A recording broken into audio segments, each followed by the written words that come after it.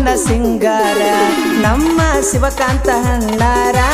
June 4ನೇ ತಾರೀಖ birthday ಮಾಡ್ತೇವ ಕೇಳ ನಾವು ಜೋರ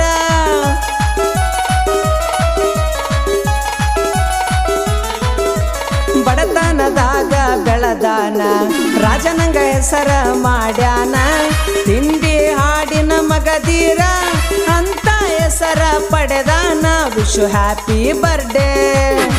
ವಿಶ್ ಹ್ಯಾಪಿ ಬರ್ಡೇ ಅಣ್ಣ